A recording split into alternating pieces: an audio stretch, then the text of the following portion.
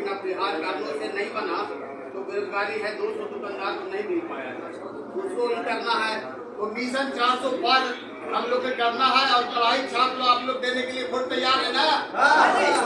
देखिए आप एक आप बीजेपी के कार्य का थोड़ा मायूस चल रहा है, अभी भीषण लड़ाई देश की है, परिवर्तन करना है, संविधान को चेंज करना है। जो अकड़म बकड़म उसमें डाला हुआ था कांग्रेस वालों ने किया था उसको सुधारने की बात है।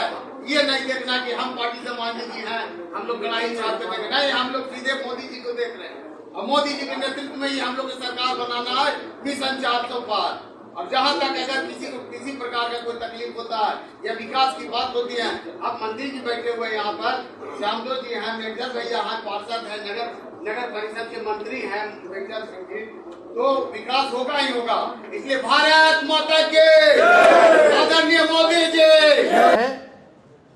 और तीसरा जो है मोतिहारी सीट जो है, ये फैसला हुआ है कि ये 3 सीटों पर मुकेश साहनी जी की पार्टी चुनाव लड़े।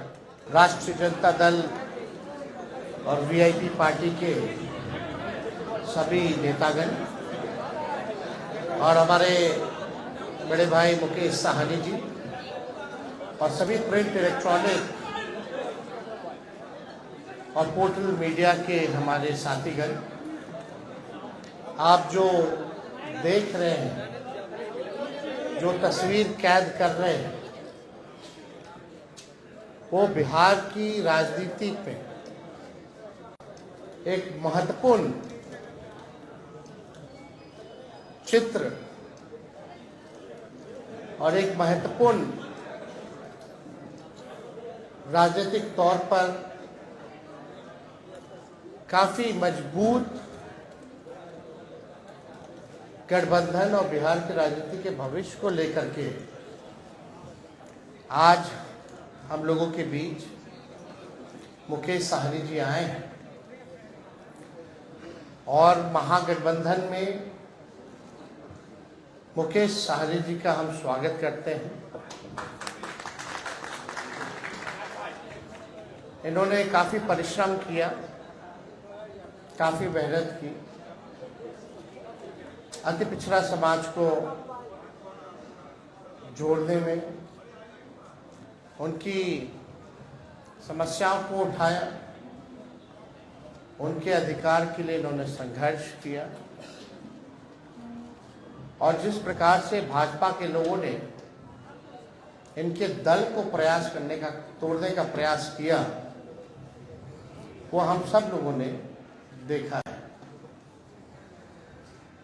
तो आज देश में चुनाव हर जगह है, लेकिन हम गारंटी के साथ कह सकते हैं कि जो लोग कल्पना कर रहे हैं और जो लोग नारा लगा रहे हैं 400 पार का, इस बार बिहार की धरती उनको धूल छटाने का काम करेगी। और हमने कई बार कहा है कि बिहार जो है वो चौंकाने वाला रिजल्ट देगा। हम सब लोग नौजवान हैं, बिहार के लिए नया सोचते हैं, प्रोग्रेसिव लोग हैं, पॉजिटिव लोग हैं, हम लोगों के पास विजन है, हम लोगों के पास रोड मैप है कि किस तरीके से बिहार को हम लोग आगे ले जाने का काम करेंगे। हम सब लोग देश के हालात को भी देख रहे हैं, जहां तानाशाह रवैया अपनाया जा रहा है, जहां संविधान पर खतरा है। और ताजुब है, कई लोग, जब हम लोग बोलते थे भाषण में कि भाजपा के लोग जो है संविधान को खत्म करना चाहते हैं, लोकतंत्र को खत्म करना चाहते हैं, इस देश की जो डाइवर्सिटी है उसको खत्म करना चाहते हैं, भाईचारे को खत्म करना चाहते हैं, शांति अमन चैन को भंग करना चाहते हैं, तो कुछ लोग सवाल पूछते थे, कहां से कह रहे हैं कि भाजपा के लोग संविधान खत्म कर रहे हैं। आज आप लोगों ने देखा होगा, हमने ट्वीट करके एक वीडियो रिलीज किया है। जब बैठक चल रही है गया में, भाजपा का इंटरनल बैठक है, चुनाव की तैयारी की बैठक चल रही है। वरिष्ठ नेता भाजपा के, वरिष्ठ मंत्री बिहार सरकार के प्रेम कुमार जी साथ बैठे हैं और उनके सामने एक भाजपा का वरिष्ठ नेता कहता है कि हमको प्रचंड बहुमत चाहिए, 400 पार कराइए और हम लोग संविधान को खत्म कर देंगे। हम लोग ये बताना चाहते हैं कि किसी माई के लाल में दम नहीं जो हमारे देश का संविधान को बदल सके, लोकतंत्र को छीन सके, और जो असली चेहरा जो बीजेपी का है वो सबके सामने वो उजागर हो चुका है। जो असली चेहरा जो है बंद है, वो उजागर हो चुका है भाजपा का। यानी जो बात हम लोग कहते थे कि संविधान और लोकतंत्र पे खतरा है, आज भाजपा के लोग ही जो है भाषण कर रहे हैं, खुल करके बोल रहे हैं कि संविधान को खत्म करना है। ये बाबा साहब अम्बेडकर का लिखा संविधान जो देश को जोड़ने का काम करता है, जहां सामाजिक न्याय के साथ साथ सबका सम्मान है, सबका अधिकार दिया गया है। और जब संविधान खत्म हो जाएगा तो लोकतंत्र खत्म होगा, तो लोकतंत्र खत्म होगा तो वोटिंग खत्म हो जाएगी। जो आप वोट करना चाहते हैं, अब आज चुनते हैं सरकार को, इनका असली एजेंडा है कि उस हिसाब से खत्म हो जाए और एक तानाशाही पूरे देश में जो है वो लागू हो जाए। और कोई पहली बार भाजपा के नेता ने नहीं बोला, दक्षिण भारत में भी भाजपा के लोगों ने बोला, राजस्थान में भी भाजपा के नेता ने बोला, और लगातार ये बिहार में हो रहा है। जब लोग जागरूक हो गए, जब अधिकार के लिए लड़ने लगे, जब दलितों की पार्टियां बनने लगी, जब अति पिछड़ों का पार्टियां बनने लगा, पिछड़ों की पार्टियां बनने लग गई, तो बीजेपी को डर हो गया। इसलिए चाहते हैं कि संविधान को खत्म कर दिया जाए। तो आज बेहद खुशी है कि मुकेश साहनी जी ने आज महागठबंधन जो है उसमें शामिल हुए हैं, और हम सब लोग, पूरा राष्ट्रीय जनता दल परिवार, सभी हमारे महागठबंधन के सभी साथी, इनका हम लोग स्वागत करते हैं। और आप लोग सब लोग जान रहे हैं कि आज शामिल हो रहे हैं ये, लेकिन इससे पहले महागठबंधन में हम लोगों ने सीटों का ऐलान कर दिया है। सीटें बता दी गई हैं, कौन सा सीट कांग्रेस के खाते में गया और कौन सी सीटें जो है लेफ्ट पार्टियों के खाते में गई, और कौन कौन लोग कितने कितने सीटों पर लड़ेगा। तो आज मुकेश साहनी जी ने एक महत्वपूर्ण निर्णय लिया है बिहार के हित के लिए, संविधान और लोकतंत्र आरक्षण को बचाने के लिए। तो हम लोग इनका स्वागत करते हैं, और साथ ही साथ हमारी भी जिम्मेवारी बनती है कि इनको साथ लेकर के हम चलने का काम करें और इनको भी सम्मान दें। तो उसी तर्ज पर, जैसा आप लोगों के जानकारी में है, जैसा महागठबंधन ने ऐलान किया था इसी जगह पे कि 26 सीटें जो हैं राष्ट्रीय जनता दल चुनाव लड़ेगी। तो हम राष्ट्रीय जनता दल अपने कोटे में से उस 26 सीटों में से हम 3 सीट जो है मुकेश साहनी जी को, हमारे पार्टी का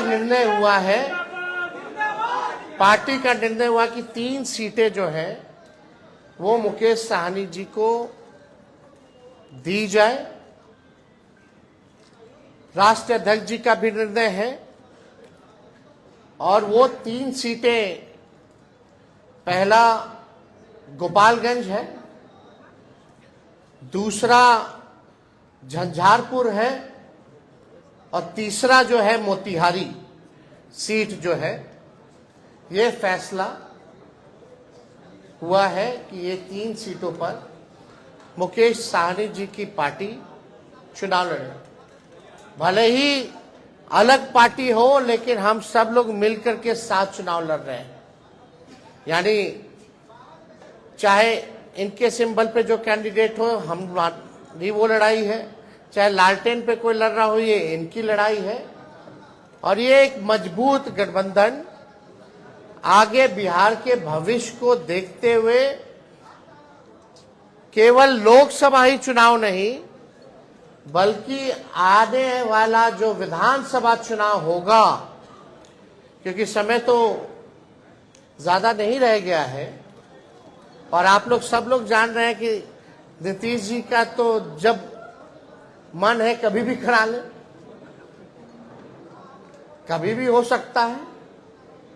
तो हमारा जो गठबंधन केवल लोकसभा के साथ साथ हमारा गठबंधन बिहार के विधानसभा के लिए भी है और हम लोग मजबूती के साथ बिहार विधानसभा का भी चुनाव लड़ेंगे। और समय भी जो सम्मान की बात लगातार मुकेश साहनी जी करते रहे हैं, तो जिस प्रकार से राष्ट्रीय जनता दल ने, महागठबंधन ने इनका सम्मान दिया है लोकसभा के चुनाव में, विधानसभा के चुनाव में भी हम लोग इनको सम्मान देने का काम करेंगे। और ज्यादा कुछ हम नहीं कहेंगे। अब हम चाहेंगे कि मुकेश साहनी जी जो हैं, आप लोगों के समक्ष अपनी बातों को रखेंगे और ये जब बात रख लें तो जो आप लोगों का सवाल होगा शांति पूर्वक आप लोग पूछ सकते हैं।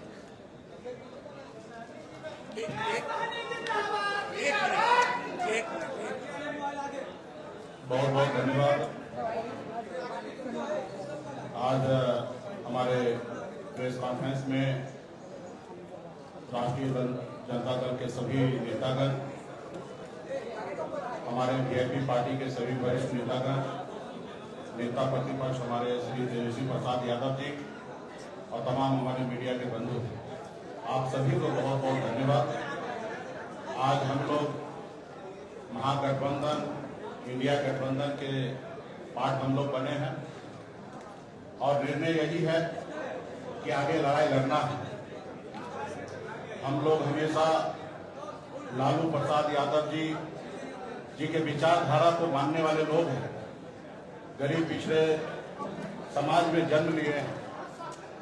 संघर्ष के बदौलत आज हम लोगों ने अपने मुकाम को हासिल किया है। और जब मैं मुड़ के देखता हूं तो हजारों समस्या हमारे परिवार में, हमारे लोगों के बीच में है। उस समस्या को दूर करने के लिए बॉम्बे के ऐशोआराम जिंदगी को छोड़कर मैं बिहार आया, अपने लोगों के लिए लड़ाई लड़ने लगा, आंदोलन किया। आंदोलन से हमने एक पॉलिटिकल पार्टी बनाया और आपने देखा कि किस तरीके से हमने संघर्ष करने वाले लोग, हम अपने सर उठा के जीने का हमने निर्णय लिया था। और आपने देखा कि भाजपा ने किस तरीके से हमारे विधायक को खरीद लिया, हमारी पार्टी को तोड़ दिया, हमारे सहयोग से बिहार में सरकार बनाई, उस सरकार से हमें बाहर कर दिया। और अब पिछले 2 सालों से संघर्ष में कर रहा हूं, गांव-गांव में घूमकर अपने लोगों को जागरूक कर रहा हूं कि अपने अधिकार के लिए लड़ाई लड़िए। हमारी लड़ाई है कि जब देश एक है, संविधान एक है, देश के प्रधानमंत्री एक है, तो हमारे साथ अन्याय क्यों? जब बंगाल में निषाद समाज के सभी उपजाति, चाहे बिंद हो, बेलदार हो, नुनिया हो, मलाह हो, चाय हो, तियर हो, बनपर हो, गोरी हो, तमाम निषाद के सभी उपजाति को आरक्षण एससी का मिल रहा है। आप दिल्ली चले जाइए, वहां पे निषाद समाज के सभी उपजाति को आरक्षण मिल रहा है और बिहार या उत्तर प्रदेश, झारखंड में नहीं मिल रहा है। कई बार भारतीय जनता पार्टी के शीर्ष नेतृत्व ने कई बार उन्होंने वादा किया कि हमारी सरकार बनेगी, हमारे साथ दीजिए, हम आपको आरक्षण देंगे। और कई बार हम लोगों ने उनको मदद किया, लेकिन जब उनकी मजबूरी होता है तो हर तरह की बातें करते हैं। और जब उनकी समस्या दूर हो जाता है तो भूल जाते हैं कि मल्ला का बेटा का भी कोई समस्या है, उसको दूर करेंगे। इसलिए हम लोग लड़ाई लड़ रहे हैं। पूरे यूपी, बिहार, झारखंड में अपने लोगों को जागरूक किए। हर लोगों ने हाथ में गंगा जल लेकर संकल्प लिया कि हम अपने आने वाला पीढ़ी के लिए, अपने बच्चे के भविष्य के लिए संघर्ष करेंगे। जैसे हमारे पूर्वज ने कभी इस देश को आजादी दिलाने के लिए संघर्ष किया, उसी तरीके से संघर्ष करेंगे। और आज हम भी उसी रास्ते पे चल रहे हैं। हमने बिहार में तमाम हमारे कर्पूरी ठाकुर जी हो, हमारे लालू प्रसाद यादव जी हो, स्वर्गीय श्री पासवान जी हो, हमने सबको देखा। अपने लोगों के लिए, अपने हक अधिकार के लिए उन्होंने संघर्ष किया। और मैं भी वही रास्ते पे चलने के लिए आज हम इंडिया गठबंधन में आए हैं। और निश्चित तौर पे 2024 का जो चुनाव होगा उसमें आप सभी को, देश के सभी लोगों को ने बिहार का जो रिजल्ट आएगा उसमें चौंकाने वाला रिजल्ट होगा। और मजबूती से हम लोग लड़ेंगे। 40 से 40 लोकसभा सीट पर हम लोग काम करेंगे और 40 से 40 जीतने का हम लोग काम करेंगे, ताकि देश में जो आज खास करके मोदी जी ने हर साल में 2 करोड़ लोगों को रोजगार देने का जो निर्णय लिया था, आज कहीं ना कहीं 2 लाख भी नौकरी उन्होंने देने का काम नहीं किया। आज हमारे लोग पढ़ लिख कर घूम रहे हैं, उनको नौकरी नहीं मिल रहा है। और खास करके ये कौन लोग हैं? ये SC, ST, OBC के लोग, अति पिछड़ा समाज के लोग हैं। आज हमारे बच्चे बीमार पड़ते हैं तो उसके घर में, परिवार के पास पैसा नहीं होता है तो उसको सही हॉस्पिटल में जाके इलाज कराए। आज हमारे लोग इलाज के अभाव में बच्चे को दम तोड़ते हुए देख लेता है और उसके बच्चे के लिए कुछ नहीं कर पाता है। आज यही सोच समझ को लेकर अपने समाज के हक अधिकार के लिए लड़ाई लड़ने के लिए बिहार हमारा आगे बढ़े, बिहार के लोग आगे बढ़े, और इसके लिए हम लोग आज गठबंधन में आए हैं। और निश्चित तौर पे 2000 अगला जो चुनाव होगा, चुनाव कब होगा ये तो नहीं पता। अगर समय से हुआ तो 2025 में होगा, लेकिन मुझे लगता है कि 2024 चुनाव खत्म होते हुए ही बिहार में सरकार में परिवर्तन होगा और हम लोग उसके लिए भी तैयार हैं और अगली सरकार हम लोग बनाएंगे। इसलिए साथियों, मजबूती से हम लोग हक अधिकार के लिए लड़ाई लड़ रहे हैं। इंडिया गठबंधन, महागठबंधन के परिवार को मैं धन्यवाद देता हूं कि आपने इससे पहले भी जब हमने पार्टी बनाया तब तभी भी आपने हमें साथ दिया। उस समय में हमने 3 लोकसभा सीट पे चुनाव लड़ा और आज भी आपने हमें साथ दिया। अपने गठबंधन में आपने जगह दिया। 3 लोकसभा सीट पर वीआईपी पार्टी लड़ेंगे और 3 ही नहीं 40 सीट हम मानते हैं कि हम लोग मजबूती से लड़ेंगे। तो तमाम हमारे महागठबंधन, इंडिया गठबंधन के तमाम साथी को धन्यवाद देता हूं कि इस गठबंधन में हम लोग आए और आगे सामाजिक न्याय के लिए लड़ाई हम लोग लड़ते रहेंगे। एक सेकंड, एक सबके सवाल लूंगा, एक एक करके बताइए। आप बताइए। आप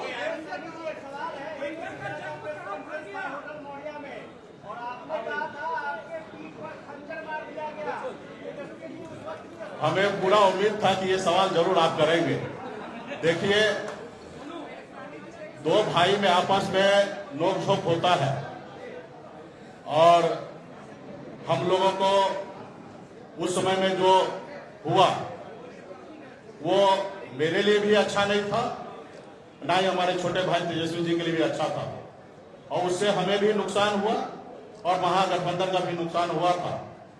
खैर, वो बात हो चुका है, बीत गया है। उस समय में तो सिर्फ हमारा नंबर नहीं घोषणा हुआ, इसके लिए हमने थोड़ा सा कह सकते कि क्रोध प्रकट हमने कर दिया था। लेकिन आप कल्पना कीजिए, जिन्होंने हमारे सीने में खंजर भोंका, जिन्होंने हमारे विधायक को ले लिया, हमें सरकार से बाहर कर दिया, जो सरकार हमने बनाया था, वो अब जरूरी है कि उसको जवाब देने का, उनसे बदला लेने का।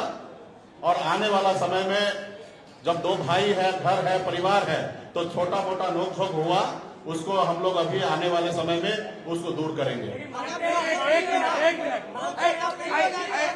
ऐसे कोई सवाल नहीं होगा ना। भूपेंद्र जी, भूपेंद्र जी, भूपेंद्र जी, नहीं होगा तेजस्वी यादव से, अब एक साथ आप रहेंगे? निश्चित तौर पे एक साथ रहेंगे। हम वो नीतीश जी के जैसे नहीं कहेंगे कि मिट्टी में मिल जाएंगे और फिर कहीं नहीं जाएंगे। हम साथ हैं, हमेशा साथ रहेंगे और आगे वो समय आएगा, आप लोगों को जानकारी दे दिया जाएगा। पार्टी फोरम पे इस पर चर्चा होगा कौन सा सीट पर किसको लड़ाना है, कौन पार्टी के पदाधिकारी लड़ेंगे। और हम लोग पिछड़ा समाज के लोग हैं, निश्चित तौर पे हम लोग चुनाव मैदान में हम 40 से 40 सीट जीतने के लिए आए हैं और मजबूती से हम लोग लड़ाई लड़ेंगे। अति पिछड़ों को सम्मानजनक सीट देंगे। लाई आराम से। निश्चित तौर पे हम वही काम पे रहे हैं। हमने पिछले बार भी आपने देखा होगा, हमने कहा एक सीट लेकर जहर खा लेंगे लेकिन उस गठबंधन में नहीं जाएंगे। हमने निर्णय लिया था आरक्षण नहीं तो गठबंधन नहीं, गठबंधन नहीं तो वोट नहीं, और वही निर्णय पर, क्योंकि आरक्षण तो केंद्र की सरकार को ही देना था, 10 साल तो वही सरकार में है।